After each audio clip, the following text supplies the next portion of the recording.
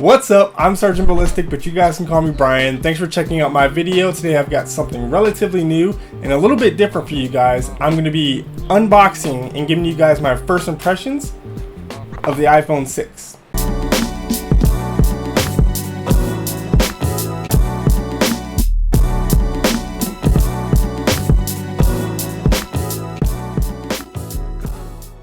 So say what you want about Apple, low down, dirty, price gouging, overcharging, anti-gamer.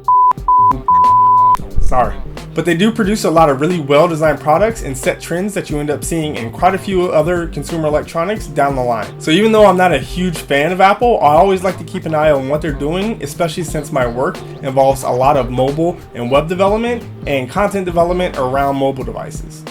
So there are two different versions of the new Apple iPhone 6. There's a normal iPhone 6 and the 6 Plus. The 6 Plus being larger and having a 5.5 inch display. Today I'm going to be unboxing the gold 16GB version of the iPhone 6. So each of the two different sizes have three available storage capacities: 16GB, 64GB, and 128GB, which I believe is the biggest Apple has ever offered in a mobile device. The off-contract prices for the 4.7-inch model are $649, $749, and $849 respectively.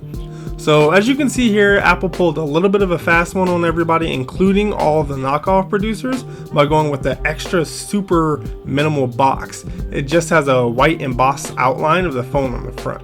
Also, there's no number next to the iPhone text on the side. As you can see on this box, it has gold color leafing to indicate the device inside this box is the gold edition. On the back, there's a lot of text and information, but the most pertinent being the capacity of the phone and whether it's GSM or CDMA. Alright, so you guys ready for the most epic, awesome unboxing ever of an iPhone 6? Well, inside the box is pretty much the same as every other iPhone that they've released, and you've probably already seen about 1,500 unboxing of this so far, so let's make this brief.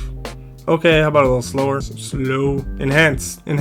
So on top you can see there's the phone, and we'll get to that in a second in a lot of depth, but underneath that there's a little envelope with paperwork and the Apple stickers that you're customary to seeing.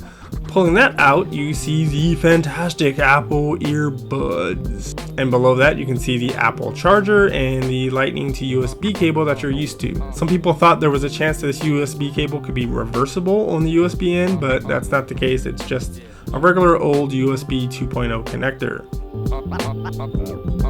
So moving on from the most fantastic unboxing of an iPhone 6 ever, on first inspection the weight of the phone felt a lot heavier than I thought it would be. That's probably because it's so thin and just kind of plays tricks on you, and I've played with the dummy models a little bit, which were super light, so maybe I got used to those. But it's very light. In fact, it's 4.55 ounces or 129 grams light. It's noticeably bigger than the 5S in the hand, just the way it feels, but it still feels pretty small compared to a lot of the Android offerings, except for the height. It's 5.44 inches or 138 millimeters tall versus its 2.64 inches or 67 millimeter width, and it almost feels kind of oddly tall considering it only has a 4-inch screen. Like I said, it's also very noticeably thin, only 0.27 inches, or probably a more descriptive measurement would be 6.9 millimeters thin. One of the most standout, for better or worse, features is the camera on the back. It actually protrudes from the back of the phone, meaning the phone probably won't be able to sit perfectly flat without a case. You can actually see this just by looking at the tray inside the box which the phone comes sitting on. I usually keep my phones naked, but I can see a lot of people wanting to get a case for this device. The camera is, however, covered with sapphire crystal, which should hopefully prevent it from getting scratched and ruining pretty much every photo and video you end up taking. The camera is still 8 megapixels, just as it was on the 5S. However, it does have a new sensor which should hopefully offer better low light performance thanks to the new 1.5 micron pixels. One of the main differences between this model and the 6 Plus is that this one does not have optical image stabilization. Next to the camera you can see the circular design dual tone flash and rear microphone. Continuing to check out the new design, you can tell Apple was going for a very seamless look and feel, and for the most part achieved that. The front glass has a curved edge which rounds into the curve of the body on the phone pretty nicely. This makes it look pretty much like one continuous surface. However, running my fingers across, I do feel the seam there, and I can actually stick my fingernail into it, but it's not all that noticeable by sight. Speaking of the front glass, it is in fact not sapphire like a lot of people thought it would be. Whether this was because of manufacturing difficulties or possibly just because the price didn't make sense, Apple has gone with what they are calling an ion strengthened front glass. Tons of drop tests have already been done showing the glass shattering when dropped on the floor onto its screen from anywhere from waist height or above, and this is another really good reason to get a case for this device. The rounded edges on the phone feel kind of foreign to me for some reason. I'm not sure why, because I have used other devices with rounded edges in the past, but maybe it's because none of them were this thin. My first thought is that it would be really easy to drop this phone because you don't have the sharp chamfered edges or flat sides to hold on to, but after spending some time with it, I think you'll just get used to it and not really have to worry about that too much. What is more likely to cause drops is the kind of slick metal body the iPhone 6 has. Like the HTC M8, a case or vinyl skin might be necessary to help prevent this from just flying out of your hands if you shake it around a little vigorously. On the back of the metal body, you can see the stainless steel Apple logo, which is actually a separate piece. Wrapping around the device is something that's caused a lot of conversations since the dummy models of the phone first appeared, and that's the injection molded antenna bands or separators. They're a different color on each of the different colored device. Here you can see the gold model has white bands, and the silver and space gray actually have a light and dark gray respectively.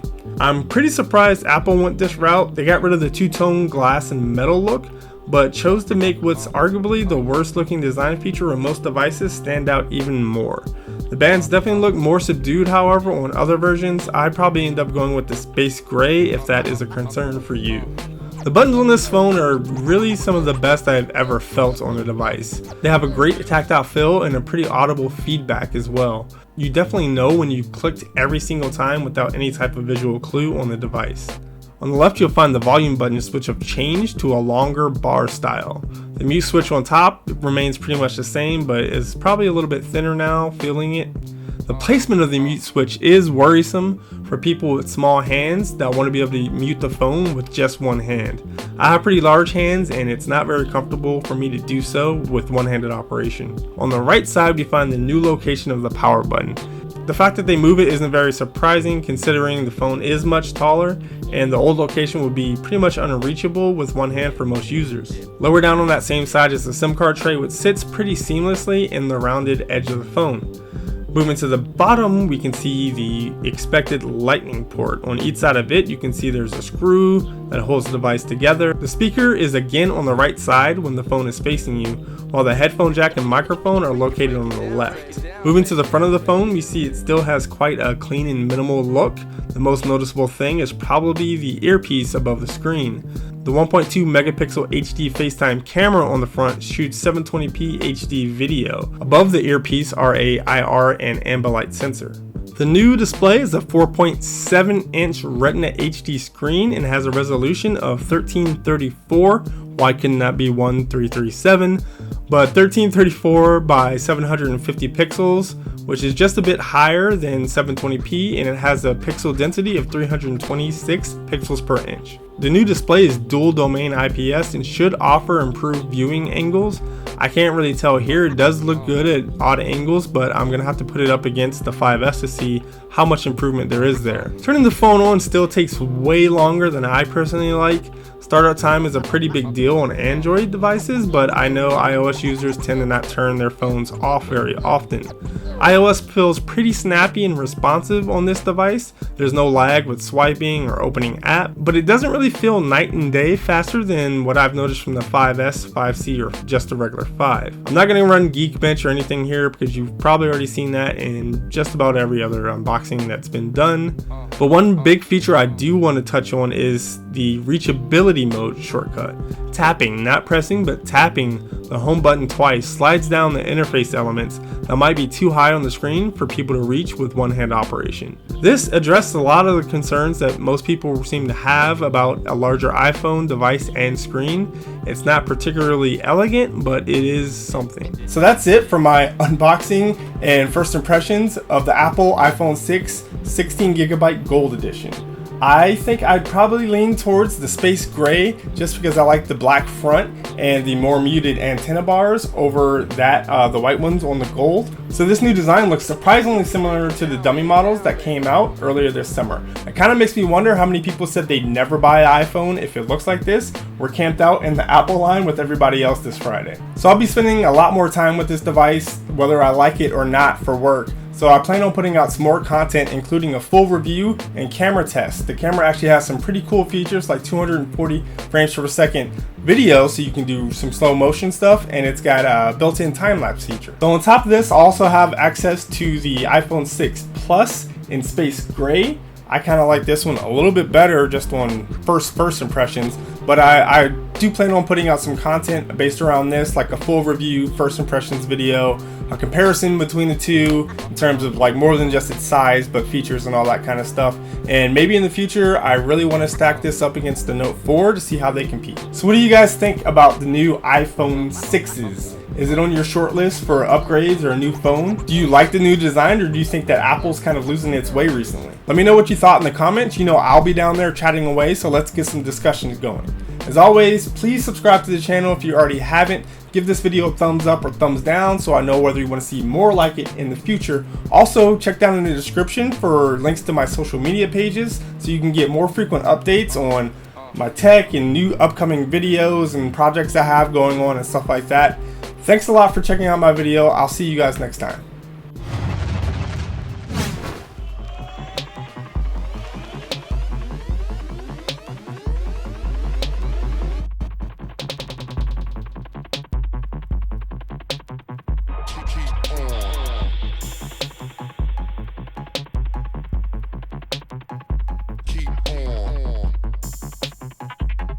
You end up seeing in a lot of other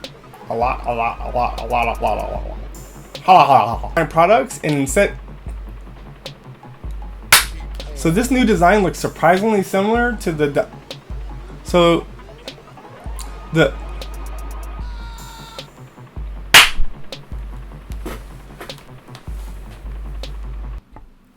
hello.